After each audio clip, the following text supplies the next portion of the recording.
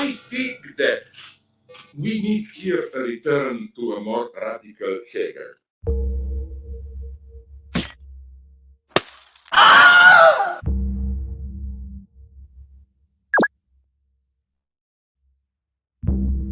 I'm almost tempted to say that making me popular is a resistance against taking me serious. 'Cause I'm a 21st century digital boy. I don't know how to read, but I got a lot of toys. Don't really know why no one has made this video yet, but what is it that Zizek, the philosopher, actually writes between all the jokes, sniffs, and so on? The true utopia is when the situation is so without issue, without a way to resolve it within the coordinates of the possible, that out of the pure urge of survival, you have to invent a new space. You know, Zizek's been writing the same thing for about 30 years, even according to him. And whether he's breathlessly praised or mocked or dismissed says a lot more about professional opinion havers than it actually does about him or his philosophy. Who is Zizek? Likely you already know, but you're probably still wondering. Let me be clear on this. You know, Zizek is a media event. He's certainly not a YouTube search term because of his 40-something books, or the same book written 40 times differently, as he likes to sometimes say. However, Zizek insists that his books are more interesting than his sobriquets: the rock star of cultural theory, the fool, the left's embarrassing clown, or trash raccoon. And for most of the opinion-having industry, that's who Zizek is. End of story. At least one of those. The professional opinion-having industry does disproportionately attract smugly satisfied idiots, though. Who'd have guessed? And though every one of these dismissals says philosopher, and not one, okay, only one, mentions his actual philosophical intervention, that would ostensibly clear this up, would it not? No, because they want his name for clickbait. And I, for one, am offended on his behalf for anyone who would use his name as clickbait.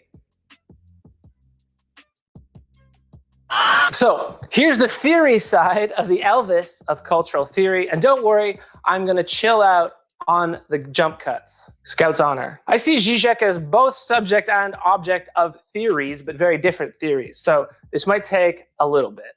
There is, on one hand, image, media event, Zizek exclamation point. And of course, he proliferates this willingly, seduces with it, you might say.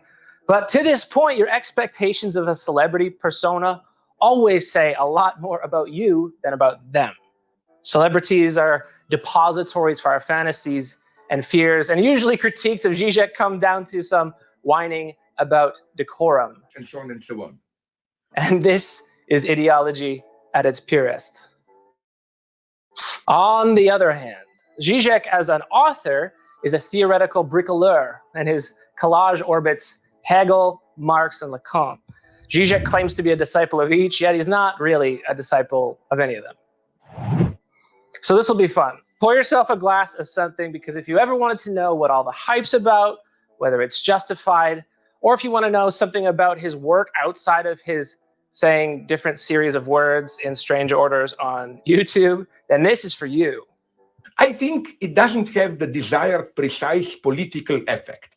It enables the liberal consensus to reappropriate it. This is a lot to put on a YouTuber. It's true, you know, but as you're here, I'm your only option. So let's go.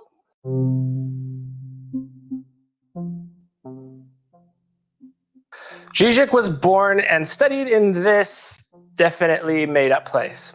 Army, studied theory, got a degree, moved to Paris in 1981. Unfortunate timing because Lacan died that year. Luckily, he got the next best thing. It was analyzed by Lacan's son-in-law, Jacques-Alain Miller, whose name you may recognize as the editor of Lacan's seminar, still ongoing. Anyway, that's who he's studying with, under, got another degree. Skip ahead. Zizek put himself on the map with this book, written in English, way prior to his becoming a YouTube search term. So Zizek is, if not a Lacanian analyst, then at least sees himself, as well as the rest of us, and film characters, as Lacanian subjects, Lacanian analysis culturalized. And you know, the same thing could be said for his Marxism, which is more like a declaration of intent for a radical egalitarian future than a qualification of Marx's actual writings. That said, let me have your attention, if I may, because I think I can explain the who, what, and why in about 3 minutes. Timer starts now. 3 minutes is an eternity in a YouTube video. Starts now.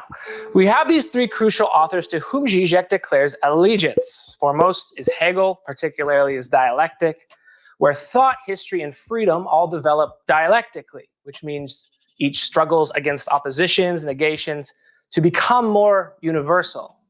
Aufhebung, which is a German term that means, okay, it means everything. Let's just call it overcoming. Overcoming as a moment of the dialectic. You get development or improvement in this overcoming. So what is being overcome for Zizek? Well, hopefully we're able to become more thoughtful, more egalitarian, and more self-determining. But there's a problem with Hegel's dialectic for Zizek. It's not perfect yet. Difference is always ultimately subsumed. It appears only so that it can disappear. So it's relative difference, which is to say, Hegel doesn't take it seriously enough. Now, Zizek's way to fix this, to give contradiction its due, is to inject Lacan. To reach Zizek's revised form of political overcoming, the stew must include permanent difference and pure repetition. And to that end, the next ingredient is Lacan's subject. We'll just say you. You appear via contradictions that are never resolved. And you'll have to watch my videos on Lacan to refresh your memory if that's not fresh in your mind. To sum up, you're constituted by a real lack that's permanent. You are you because you are not you and relentlessly continue desiring to be you. There's always a negation. The pure difference is the excess of conscious reasoning, thought, the real, what can't be thought or overcome. There's no Aufhebung of the real. Now, the commonality between these first two, Hegel and Lacan, is that they hold a negation or the negative in common. That is, what you have and what you don't have determines what happens next. Objet A is Lacan's concept for the lack in the pure repetition of desire. But for him, we're stuck there, forever always exchanging one master signifier for another. There's no real freedom in Lacan. So where do we go now? Well, for Zizek, we're going to go back to Hegel, because Hegel's freedom is real. But while we're on the way, let's swing by Marx's place. Marx offers a vision of real freedom rooted in egalitarianism. And there's some other Marxist baggage we can pick up too. What prevents egalitarian freedom today? Well, capitalism, and specifically ideology in the Marxist sense, which shapes the desire that we took from Lacan back here. Commodity fetishism, that is a commodity that acquires some special magical value beyond what you need it for. We'll keep that too. And we keep on believing ideology. Now, capitalism is the logic of our thinking today, whether we like it or not. And it is in the way of freedom, true self-determination, Hegel's ultimate goal. So if we're ever going to imagine that goal philosophically, we must also imagine the end of capitalism, post-subjective anti-capitalism. Where you been at? There are some details that I ran over, and that's more or less it, but we're going to come back to each part individually. Now I'm going to try to give you all the citations soon. But even at this stage, you'll be able to place why Zizek does everything else that he's famous for. You know, analyzing cultural products, movies, commodities, politics, and so on, and so on, and so on. It's our ideological consent over this shit that perpetuates unfreedom today, specifically. Now, Zizek has a different take on ideology. So recall, first of all, Althusser's definition of ideology, which is determined by the act of interpellation. Look it up. That is, you don't know you're in it until it's too late. You sign the contract of ideology before you're even able to read it, so to speak, for Althusser. But Zizek twists this up a bit, because for him, ideology at its purest is realizing you're in it, yet still acting like you're believing it of your own free will. And this is our unfreedom. In either case, the end result of ideology, of course, is exactly the same. In the first case, the interpellative case, you do what you do because you don't know why you're doing it. And in the second case, Zizek's modification, you do the same thing you were doing in the first case, except now you believe to yourself that it was ultimately your choice that caused you to act that way. Do what? Examples like consume ethical or green products, as if consumption can be ethically redemptive, or believing that your strategic vote matters, or getting morally indignant about immigrants or refugees whom, just admit it, you never really gave a shit about until the president was rude while talking about them. Ideology is constituted by the beliefs that you're asked to believe, that you don't truly believe, that you nevertheless decide to act like you did believe. Starbucks coffee. I'm regularly drinking it, I must admit it. But are we aware that when we buy a cappuccino from Starbucks, we also buy quite a lot of ideology? And capitalism is maintained. Your big other is happy with you and nothing ever changes. So what's Zizek's end goal? It is, quote, a radical emancipatory project, the Hegel goal. Egalitarian utopia, the Marx goal. We need Hegel to think progress, but his version is too simple. Enter Lacan and repetition, which doesn't go anywhere because you just keep rebuilding the symbolic order around new master signifiers, and that's our problem. But we got to go back to Hegel then if we want something new, really new. And we're not all the way there yet and can't yet because capitalism. So what we need first in capitalism is a negation, anti-capitalism. Anti-capitalism is the horizon of all, leftist action at this moment in history. And that sucks because then our goal is only negative. The problem, conversely, dialectically, is that you can't have a positive goal right now because anything you hope to say in your books, your tweets, or your leftist magazines or YouTube videos is always recuperated by capitalism under the guise of a new master signifier, and that's what we're trying to get out of. That's why he performs these ideology critiques. Now you can see in here a bit why Zizek decries political correctness from time to time, or aspects of it, because it's symbolic in the Lacanian sense. It's organized around some master signifier or speech code that, if it were installed, doesn't do anything for emancipation.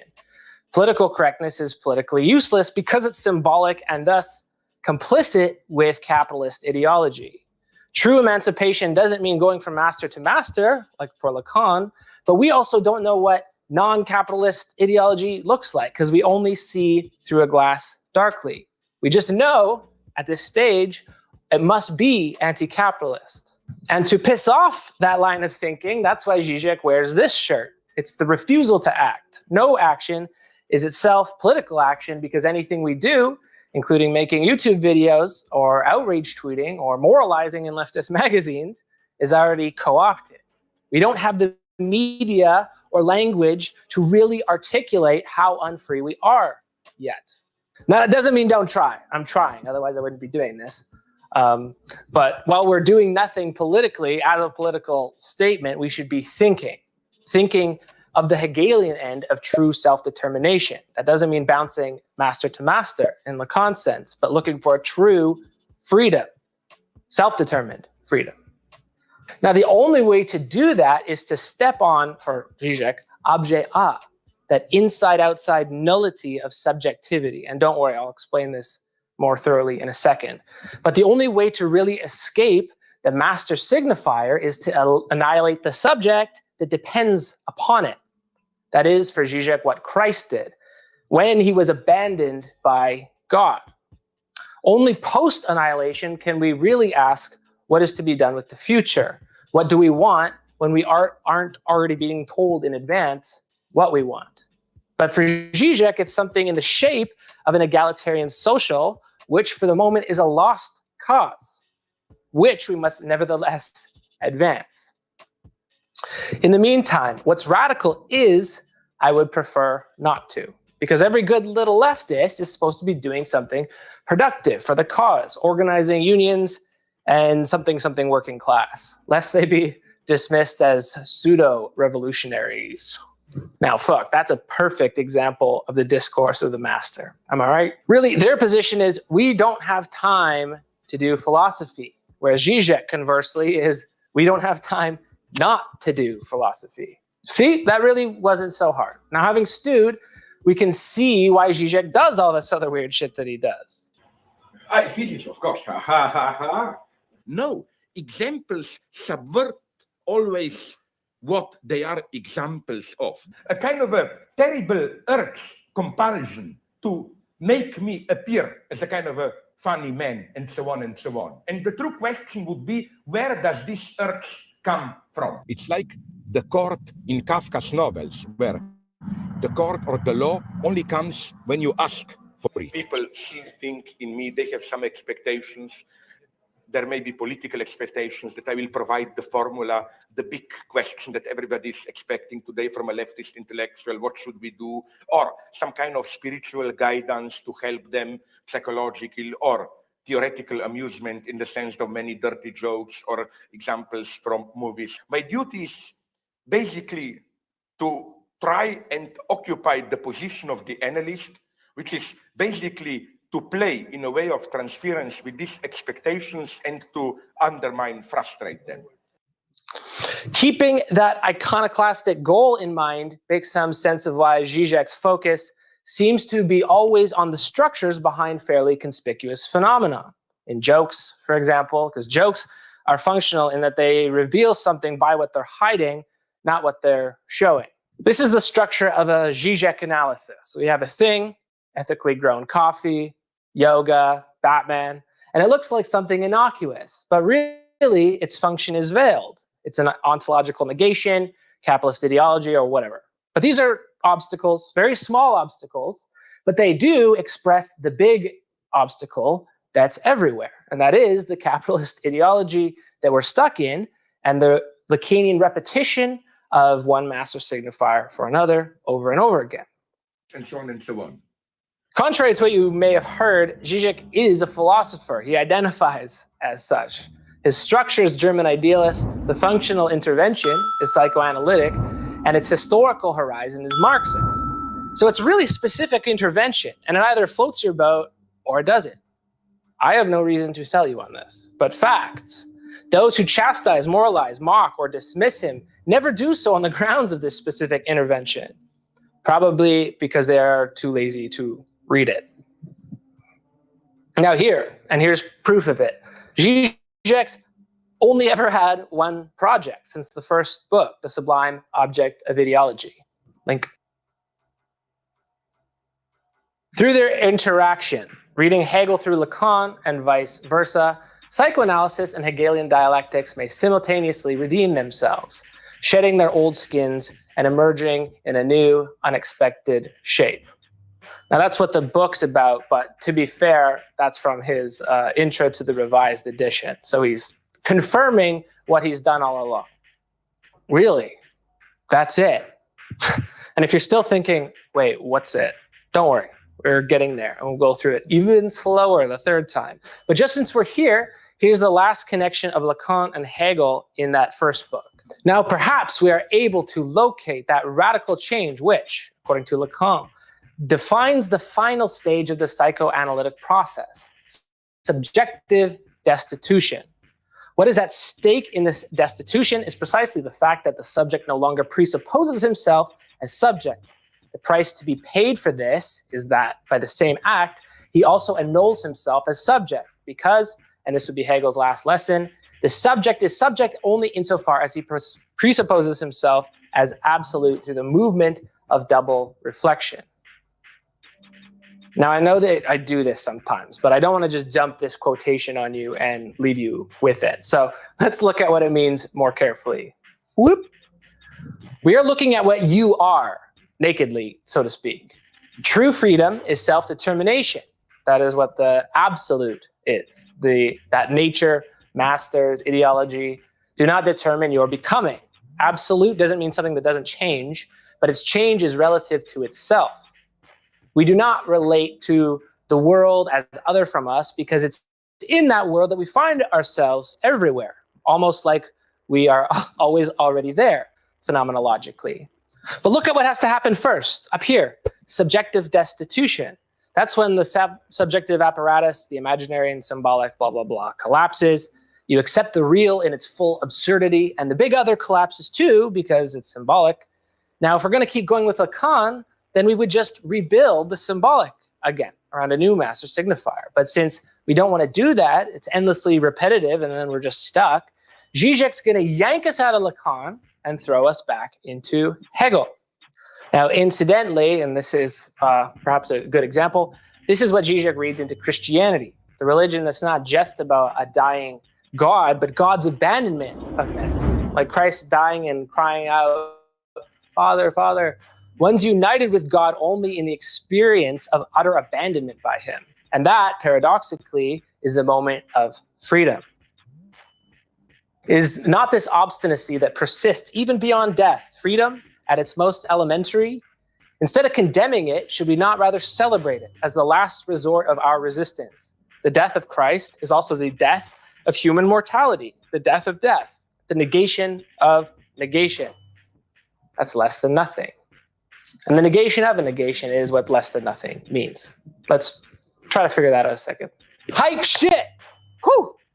And that's remarkably consistent. By the way, I just skipped from 1989 to 2012 to less than nothing, which is the full meal, so to speak. If you want to be a Zizek disciple, you only need this 1,000-page Bible.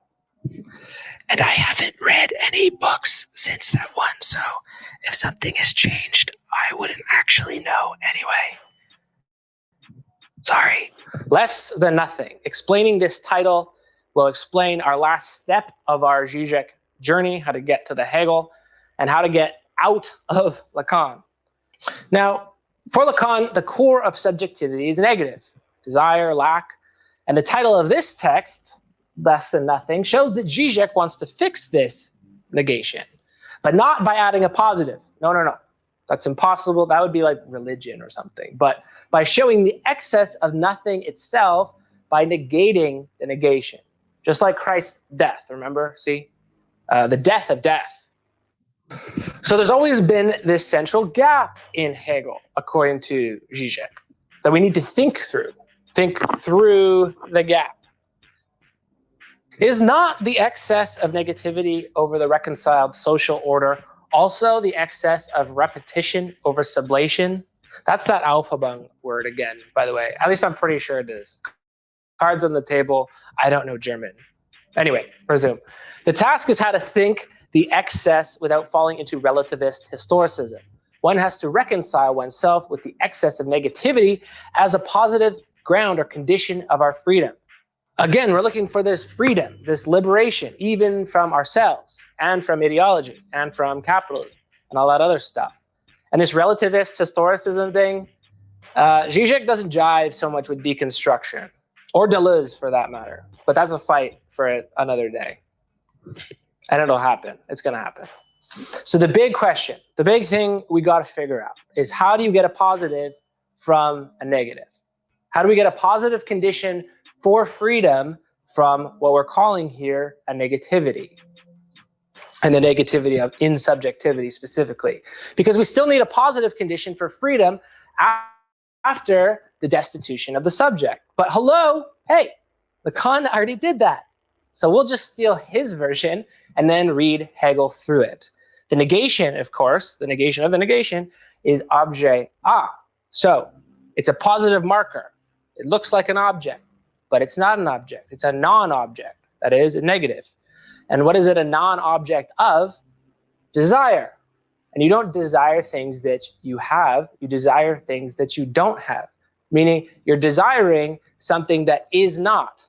So we got one negative, another negative, negation of negation. And here's the weird thing, is that this nevertheless functions as an object. It sounds strange, sure, but it does make sense, because objet a is the marker for the emptiness where an object should be, an emptiness that is desire. And again, desire means you don't have it, you lack it. So it's a lack of a lack, an emptiness of an emptiness. And here's the kicker, it's nevertheless something. It functions as something despite its negative qualities. Now the problem is for Lacan, you can never get out of it. It's tragic. and you're stuck there forever, boo-hoo.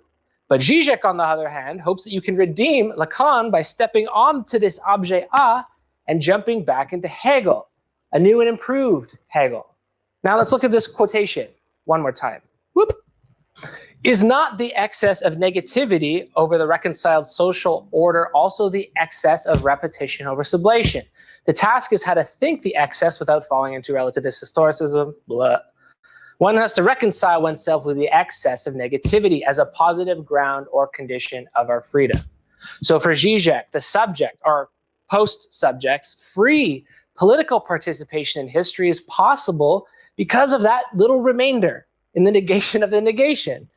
Zizek never dispenses with the negation of the negative subject, but asserts that we can, in the abandonment of God from us, that there is a nothing, an indivisible little remainder, something that's left over. And from that little tiny leftover bit, we can form the basis of an emancipatory politic that even Lacan could never think through. So what is that little excess? Well, it's nothing, but it is something. It functions as a something. I mean, it's something like the freedom to not be yourself. And he's trying to establish this philosophically, that that's the ground for freedom. If you're not yourself, you're nothing. And nothing is more free to become something in Hegel's dialectic. Not bad, right? There is some notion that as a leftist intellectual, you should be telling people what to do if you're going to be useful anyway. Well, just here. This is a philosophical project. That means, how can the conditions of liberation be conceived given one's current state? And our current state is what it is, capitalism. So Zizek's philosophical project is to think of a way to overcome, sublate, upheave, Aufhebung, it for an unseen posterity. And again, I have no stake in selling you this project. It isn't mine.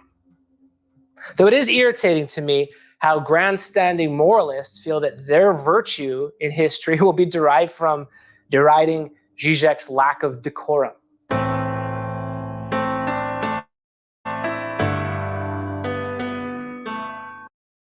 Now, Zizek, aside from his role as a philosopher, fills quite a different niche as a public intellectual, comedian, rock star, celebrity, whatever.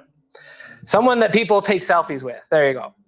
He's popular pretty simply because he's interesting, where most people that are writing about the same stuff, academics, are boring blowhards. And he makes jokes, of course, about jacking off, saying he's a Stalinist.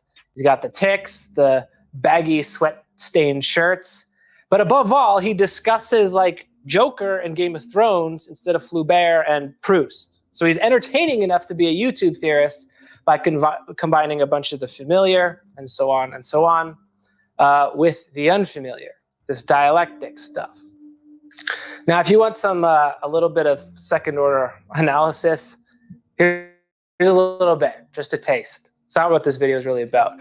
But a characteristic of postmodernity for Jameson is pastiche. And while Zizek is not postmodern, at least his philosophy is not postmodern, he sort of accidentally, rather than intentionally, embodies a mode of affectivity that really looks like pastiche. If you look at all of his examples, his YouTube appearances, and so on. So it looks like pastiche, but pastiche is like parody, the imitation of a peculiar or unique idiosyncratic style, the wearing of a linguistic mask, but without any political significance. It's got no bite. And this is where Zizek is different, because he has, for sure, the entertainment value, the idiosyncrasies, the iconoclasm, but he's also got the bite, the incisors, those memorable examples you stick in your head that cut through all the bullshit of Western Buddhism, self-help, and so on and so on.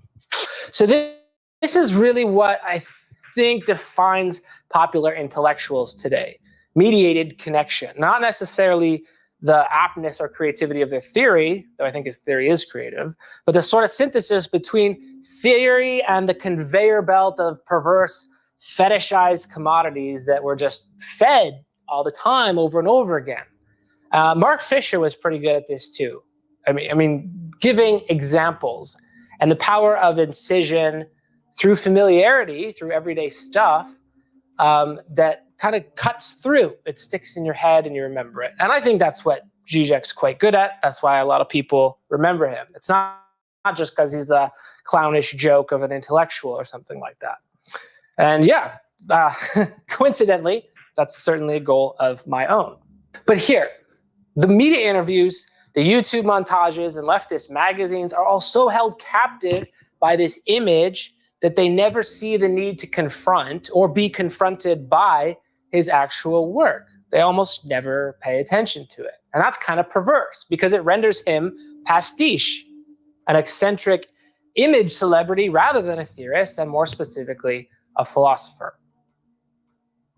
And he acknowledges this too. He says this in an interview: is there a place for philosophy proper? Not just this deconstructionist, historicist reflection asking, what is the social context or the discursive context of a work? But also not a naive realism. Let's look at reality, how it is, and so on. Usually this basic thrust of my work is not understood. So for me, it is quite comical how I am often, for the same work, attacked by both sides, attributing me to the opposite position. So there it is. Both Zizek's philosophy and my extremely brief philosophy of Zizek. If you're looking for some more high quality banter on the topic, I will direct you to my podcast, our podcast, a bunch of PhDs in the pill pod. We have a recent microdose episode on Zizek where we talk about it for over an hour. And you can find it on whichever podcast platform, but link in the description. And with that, if you'll permit me, this is the end of what's been my first full calendar year on YouTube. I don't know what the next year looks like, but I hope that you've gotten some good value from my channel. Quality over quantity always. And I'm glad to offer some real education to people who don't want to get grifted by university programs. And in many cases, be taught by idiots who have no idea what they're talking about anyway. Just saying. Now, concerning ideology critique, for Zizek, we're at this stage where we have to look at the structures behind these appearances that continue and they proliferate endlessly, but they're illusions, hallucinations. And his way out of that is to criticize them. But what else can be done? Concerning ideology, I just got to say, please support independent work, theory, news, whatever, whomever, me or someone else. We're caught in a loop, and this is how to create our way out of it. I am very committed to the creative aspect of that. So for my part, there's a lot of video and audio content on my Patreon, including the podcast that I just mentioned. These are those who find it worth it currently, and they keep me going and keep me getting up and coming back.